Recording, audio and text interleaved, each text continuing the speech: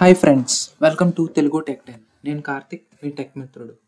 So friends, ఈరోజు video కొంచెం ఇంట్రెస్టింగ్గా ఉండబోతుంది. అదేంటంటే హెచ్టిఎంఎల్ కలర్స్ ఇంకా హెచ్టిఎంఎల్ ఫోటర్ గురించి ఈరోజు మనం తెలుసుకుందాం. ముందుగా విఎస్ కోడ్ ఓపెన్ చేస్తున్నాను. సో ఇప్పుడు create new file, control S, save. So ఇక్కడ నేను రాస్తాను హెచ్టిఎంఎల్ కలర్స్ అని పెడతాను.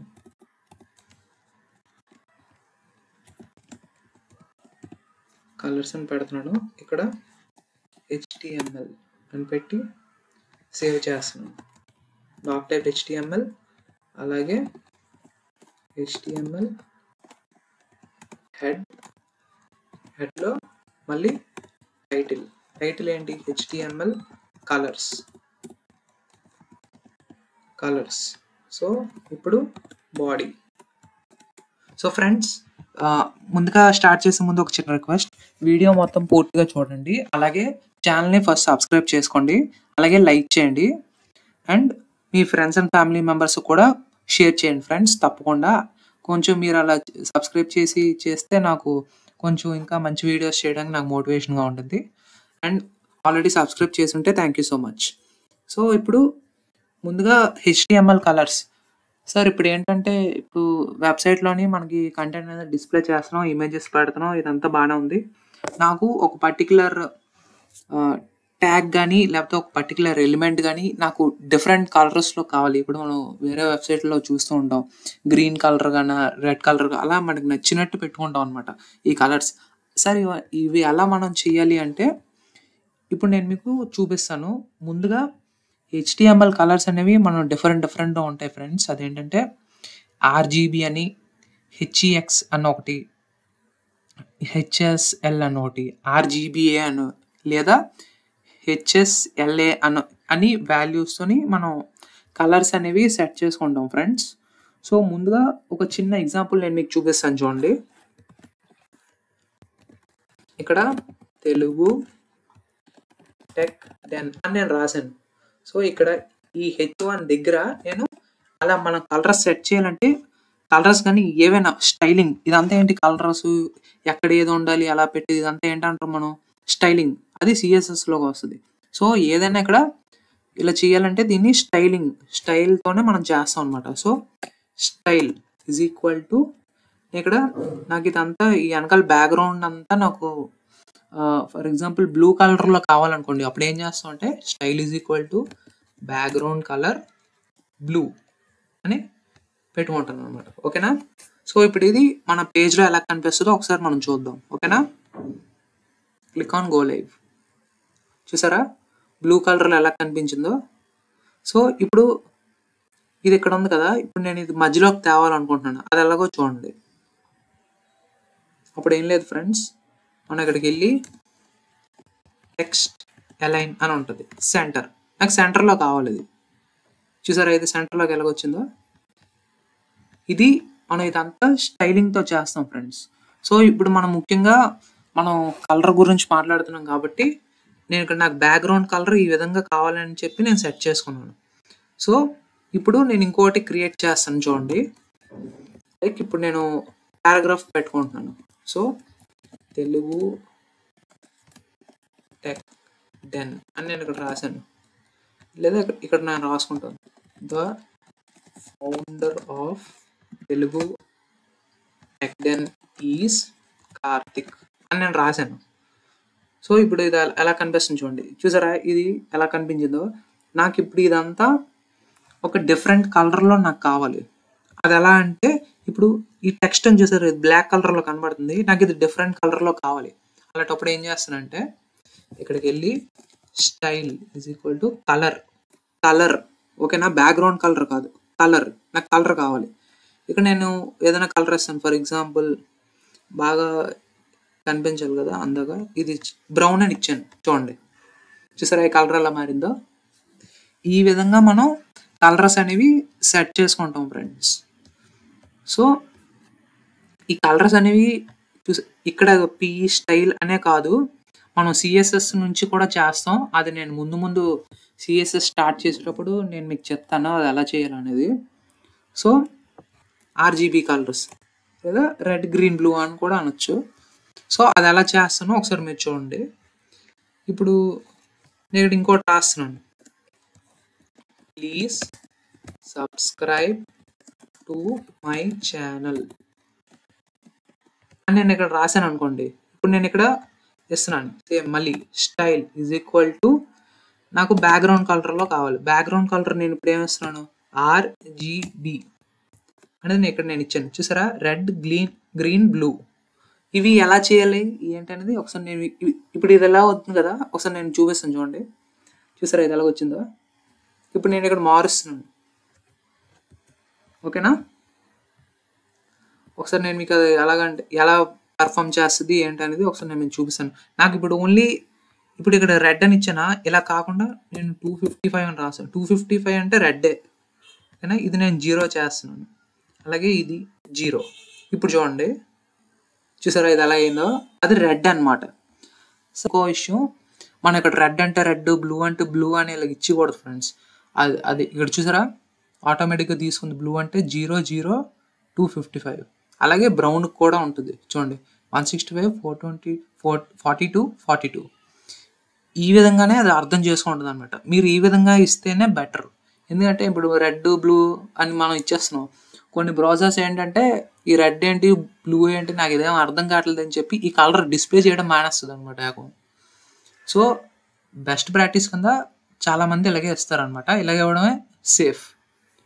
సో ఇది ఆర్జీబీ అంటారు ఫ్రెండ్స్. అంటే ఏది ఎంత ఉంది, ఏది ఎంత ఉండాలని మనం పెట్టుకుంటాం అనమాట. ఇప్పుడు ఫర్ ఎగ్జాంపుల్ నేను ఇంకో కలర్ ఇస్తున్నాను. ఇక్కడ చూడండి 172 అని ఒకటి ఇచ్చాను. ఇక్కడ నేను ఏంటంటే 29 అని రాస్తాను. ఇంకోటి ఇక్కడ 71 అని పెడుతున్నాను. ఇప్పుడు చూడండి ఇది ఎలా కనిపిస్తుందో, చూసారా. అలాగే ఇక్కడ ఫర్ ఎగ్జాంపుల్ 172 అని ఇద్దాం. For example 172. ఇప్పుడు చూడండి, మనకి ఇదంతా మనం ఈ విధంగా స్టైలింగ్ చేసుకోవడానికి వాడుకుంటాం. ఇప్పుడు ఫర్ ఎగ్జాంపుల్ నాకు టెక్స్ట్ నీట్గా కావాలి, ఎక్కడ ఎలా పెట్టినా నీట్గా ఉండాలంటే ఒకటి ఉంది ఫ్రెండ్స్, అది నేను మీకు చూపిస్తాను చూడండి. 60, ఇది 60 వేస్తున్నాను, ఇది 60 వేస్తున్నాను. ఇప్పుడు చూడండి, చూసారా ఎలా కనబడిందా. ఈ విధంగా మనం స్టైలింగ్ అనేవి చేసుకుంటాం ఫ్రెండ్స్. అండ్ ఇంకోటి ఏంటంటే ఈ దీనిలాగే ఇంకోటి ఉంటుంది, అదేంటంటే ఆర్జీబీఏ అంటారు. అంటే రెడ్ గ్రీన్ బ్లూ ఆల్ఫా. అది ఎలాగో ఒకసారి నేను మీకు చూపిస్తాను చూడండి. పి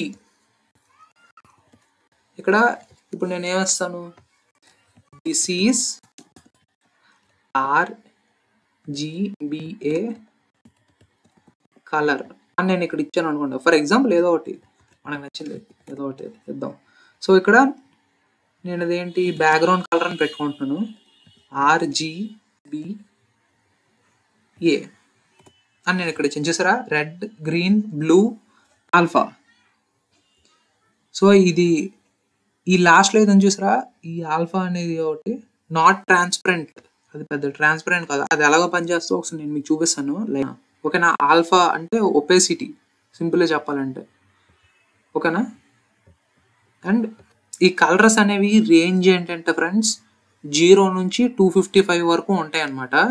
సో వాటి కాంబినేషన్స్తోనే వస్తూ ఉంటాయి మన కలర్స్ అనేవి, ఓకేనా. అండ్ అలాగే 0 255 0 అని ఇందాక నేను మీకు చూపించినట్టు 0 0 0 అని 255 255 255 అని అలా మనం డిఫరెంట్గా మనం ఈ కలర్స్ అనేవి మనం పెట్టుకుంటాం అనమాట. ఇప్పుడు నాకు ఒపెసిటీతో కావాలనుకున్నప్పుడు ఈ విధంగా రాయాలన్నమాట. ఇప్పుడు నేను ఒక ఎగ్జాంపుల్ చూపిస్తే మీకు అర్థం అవుద్ది క్లారిటీగా. 255, ఇక్కడ 99, ఇక్కడ 71. ఇక్కడ ఒపెసిటీ ఏంటంటే 0 పెడతాను. ఇప్పుడు చూడండి ఎలా కనిపిస్తుంది, చూసారా. ఇప్పుడు నేను ఇక్కడ 0.2 అని పెట్టాను అనుకోండి, చూసారా ఎలా కనిపించిందో. అలా మనం ఒపెసిటీ అనేది మనం సెట్ చేసుకుంటాం అనమాట. ఇది పారాగ్రాఫే కానీ ఎలా మారిందో చూసారా ఇక్కడ. ఇప్పుడు నేను ఇంకోటి మారుస్తున్నాను చూడండి. ఇప్పుడు ఎలా ఉంది చూసారా, 0.2 కాదు, ఇప్పుడు నేను 0.4 పెడుతున్నాను. చూసారా ఎలా మారిందో. ఈ విధంగా అంటే ఒకే కలర్‌లోని ఎంత కనబడాలి, ఏంటి, ఏదంత ఉండాలనేది మనం ఇలా సెట్ చేసుకుంటాం అనమాట. ఇది దానివల్ల యూజ్ ఫ్రెండ్స్. సో, అలాగే ఇంకోటి కూడా ఉంటది. హెక్స్ కలర్ వాల్యూస్ అంటారు. అంటే హెక్సాడెసిమల్ వాల్యూస్‌తో ఉంటదనమాట. సో, ఇవి మెయిన్‌గా ఎక్కువ వాడుతూ ఉంటారు ఫ్రెండ్స్. అదేంటంటే సీఎస్ఎస్‌లో గాని ఎక్కువ ఇది వాడుతూ ఉంటారు. అదేంటనేది నేను మీకు ఒకసారి ఇప్పుడు చూపిస్తాను చూడండి. సో, ఇక్కడ as usual style background colour అని నేను ఇక్కడ పెట్టి అదేం లేదు హ్యాష్ ట్యాగ్ సింబల్‌తోని ఇప్పుడు నాకు రెడ్ కావాలనుకోండి FF0000 అని రాస్తాను. ఇది రెడ్ అనమాట. చూసారా రెడ్ అని ఎలాగ వచ్చిందో VS కోడ్ ఇది రెడ్ అని అర్థం చేసేసుకుంది. సో, ఇక్కడ నేను రాస్తున్నాను. ఏమని రాస్తాను for example the content of my channel is explained in Telugu అని నేను రాస్తున్నాను. ఓకేనా? సో, ఇప్పుడు చూడండి ఎలా కనిపించిందో. చూసారా? సో, ఇవి కలర్స్ ఫ్రెండ్స్. అండ్ ముఖ్యంగా ఇది మీరు గుర్తుపెట్టుకోండి. ఇది చాలా మంది వాడుతూ ఉంటారు. ఇన్‌ఫాక్ట్ నేను కూడా ప్రాజెక్ట్స్ చేసేటప్పుడు ఇదే వాడుతూ ఉంటాను కొన్ని సార్లు. సో, ఇదే బెస్ట్ ప్రాక్టీస్ ఫ్రెండ్స్. మనం ఈ కలర్ బ్లూ, గ్రీన్ ఈ విధంగా ఇచ్చే బదులు ఈ విధంగా హెక్సాడెసిమల్ వాల్యూ అనేది మనం ఇచ్చామనుకోండి, మనకి బ్రౌజర్ ఐడెంటిఫై చేసుకోవడం అనేది సింపుల్ అవుద్దనమాట. ఓకేనా? కొన్ని బ్రౌజర్స్ ఇందాక నేను చెప్పినట్టు సరిగ్గా ఐడెంటిఫై చేసుకోలేవు. అప్పుడేంటంటే ఏంటిది నాకేం అర్థం కావట్లేదు. సో, ఇమ్మీడియేట్‌గా ఏంటంటే ఈ కలర్ అనేది రిఫ్లెక్ట్ అవ్వదనమాట. అంటే అప్పుడు ఈ కలర్ రిఫ్లెక్ట్ అవ్వలేదనుకోండి, ఈ విధంగా కనిపిస్తది. ఏది? ఇప్పుడు ఇది founder of Telugu tech den ఉందా? చూసారా? అక్కడేం రిఫ్లెక్ట్ అవ్వలేదు. ఇప్పుడు నేను ఇక్కడ మారుస్తున్నాను చూడండి. బ్రౌన్ అని పెట్టాను. చూసారా బ్రౌన్ అని అలా చూపించిందో? ఇది ఒకవేళ బ్రౌజర్ ఐడెంటిఫై చేసుకోలేదనుకోండి, ఇందాక చూపించినట్టు బ్లాక్ కలర్ ఆటోమేటిక్‌గా పడిపోద్దనమాట. So, this is the best practice. గుర్తుపెట్టుకోండి ఇది. అండ్ ఇంకోటి ఏంటంటే నేను చెప్పేది ఫుటర్. ఈ ఫుటర్ అనేది ఏంటో ఇప్పుడు నేను మీకు ఒకసారి చెప్తాను. సో, మనం వెబ్‌సైట్‌కి చూస్తూ ఉంటాం కదా! కొన్ని వెబ్‌సైట్‌లు అవేంటంటే కిందన మనకి copyright by so and so name లేదా copyright by so and so person లేదా ఒక కంపెనీ బ్రాండ్ ఆ విధంగా మనకి కింద కనిపిస్తూ ఉంటాయి. సో, అవి ఎలా సెట్ చేయాలి ఏంటి అనేది ఇప్పుడు నేను మీకు చూపిస్తాను. అంటే మెయిన్‌గా ఫుటర్ దేనికి వాడతాం అంటే ఆథర్‌షిప్ ఇన్ఫర్మేషన్‌కి, కాపీరైట్‌కి లేదా ఓ వెబ్‌సైట్ ఇచ్చి దాని కింద కాంటాక్ట్ ఇన్ఫర్మేషన్‌కి గాని లేదా ఇంకా కొన్ని కేసెస్‌లో ఏంటంటే direct back to top links పైన లింక్స్ ఇచ్చామనుకోండి, ఈ కింద నీ ఫోటోలో ఒక లింక్ ఇస్తే కొట్టగానే మళ్ళీ పైకెళ్ళిపోద్దనమాట. సో, అలాగే రిలేటెడ్ డాక్యుమెంట్స్ కూడా ఈ ఫుటర్ అనేది మనం వాడుతూ ఉంటాం. సో, ఇప్పుడు ఇది ఎలా పెట్టాలి అనేది ఒకసారి ఇప్పుడు నేను మీకు చూపిస్తాననమాట లైవ్‌లోని. సో, ముందుగా ఏంటంటే ఫ్రెండ్స్, ఇప్పుడు ఇక్కడ మనం రాసుకోవాలనమాట. ఫుటర్ అనేది HTML పేజ్ లాస్ట్‌లో ఉండాలి ఎప్పుడు. మీరిక్కడ ఎన్ని రాయండి అదంతా అనవసరం. కానీ ఫుటర్ ఎప్పుడు లాస్ట్‌లోనే ఉండాలి. ఓకేనా? ఇది గుర్తుపెట్టుకోండి. ఫుటర్ ఎప్పుడు లాస్ట్‌లోనే ఉండాలి. సో, ఫుటర్ అనేది ఈ విధంగా కాన్ఫిగర్ చేసుకుంటాం అనమాట. సో, ఈ ఫుటర్‌లోని నేను ఒక పారాగ్రాఫ్ అనేది ఇస్తున్నాను. ఇప్పుడు ఫర్ ఎగ్జాంపుల్ నాకు కాపీరైట్ అనుకోండి. ఇప్పుడు నేను రాస్తాను ఇక్కడ తెలుగు టెక్ అని నేను ఇక్కడ రాశాను. ఓకేనా? సో, ఇప్పుడు ఇది ఎలా కనిపించాలి అనేది ఒకసారి నేను చూపిస్తాను చూడండి. చూసారా? తెలుగు టెక్ అని ఇక్కడ వచ్చింది. సో, ఇంకా అంటే మీకు ఇప్పుడు ఫర్ ఎగ్జాంపుల్ ఇక్కడ ఏమైనా పారాగ్రాఫ్ అలా రాసి నేను ఇక్కడ కంటిన్యూస్‌గా 4, 5 పేజెస్ అలా లైన్‌గా రాసి చూపిస్తే ఇది మీకు లాస్ట్‌లో ఇక్కడ కనిపిస్తదనమాట. సో, ఆ విధంగా ఈ ఫుటర్ అనేది హెల్ప్ అవుద్ది. అలాగే ఇప్పుడు నేను ఇక్కడ ఇంకోటి రాస్తాను చూడండి. అదేంటంటే ఇంకో పారాగ్రాఫ్‌లోని ఒక యాంకర్ ట్యాగ్ ఇస్తున్నాను. href ఈక్వల్ టు ఇక్కడ నేను ఏమైనా ఫర్ ఎగ్జాంపుల్ హెడ్డింగ్స్ అని ఇచ్చాను. హెడ్డింగ్స్ అనేస్తాను. headings.html అనేది నేను ఒకటి ఇచ్చాను. సో, ఇక్కడ క్లిక్ హియర్ అని రాస్తాను చూడండి. చూసారా? ఈ విధంగా మనకి కనబడుతూ ఉంటది. ఇవేంటంటే మనకి ఇక్కడ మనం పెట్టుకుంటాం ఫ్రెండ్స్. మెయిన్ ఇది ఇక్కడ రాశాను కదా! నాకు ఇలా ఇక్కడ ఫర్ ఎగ్జాంపుల్ ఇక్కడ ఏమైనా రాస్తాను చూడండి. Like this is the HTML content అనేదో రాశాను. అలా మనం ఎక్కువ పారాగ్రాఫ్లు ఇస్తాం అనమాట. సో మనకి వెబ్సైట్ అంటే బోల్డ్ కంటెంట్ ఉంటుంది. సో ఈ ఫోటో అంటే కిందన ఉంటుంది అనమాట. ఓకేనా, ఇది మీరు గుర్తుపెట్టుకోండి. సో ఇప్పుడు ఈ విధంగా ఇచ్చాను కదా, చూడండి. ఇప్పుడు ఇక్కడ క్లిక్ చేయగానే ఈ విధంగా ఓపెన్ అయిపోయింది, హెడ్డింగ్స్ పేజ్ ఓపెన్ అయిపోయింది. సో ఈ హెడ్డింగ్స్ ఇలా కాకపోతే ఇప్పుడు నేను ఇక్కడ రాస్తాను చూడండి. ఇప్పుడు ఇక్కడ నేను రాస్తాను ఏంటంటే copyright by Telugu tech den అని నేను పెట్టుకుంటాను. ఇక్కడ కాపీరైట్ సింబల్ వేసి ఈ విధంగా పెట్టుకుంటాను అనమాట. ఇది నాకు సెంటర్లో ఉండాలి. అంటే అప్పుడు ఏం చేయాలి, స్టైల్ టెక్స్ట్ అలైన్ ఎక్కడ ఉండాలి, నాకు సెంటర్ అని పెట్టుకుంటాం. చూడండి ఈ విధంగా నాకు ఇది సేమ్. అలాగే మళ్ళీ నాకు బ్యాక్గ్రౌండ్ కలర్ కావాలి. బ్యాక్గ్రౌండ్ కలర్ నేను ఏమిస్తాను, కరెక్ట్ కనబడాలి కాబట్టి ఈ విధంగా ఇస్తాను. చూసారా, ఇలా మనకి వెబ్సైట్లోని మనకు కనబడుతుంటుంది అనమాట.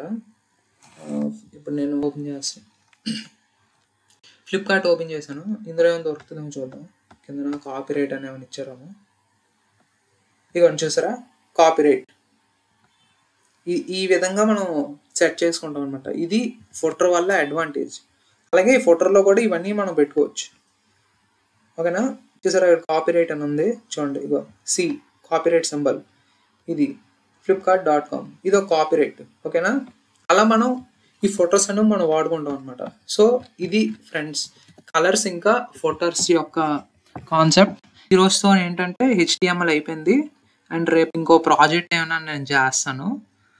సో ఫ్రెండ్స్, ఈ వీడియో మీకు నచ్చితే లైక్ చేయండి. అలాగే మీ ఫ్రెండ్స్ అండ్ ఫ్యామిలీ మెంబర్స్ అందరికీ షేర్ చేయండి.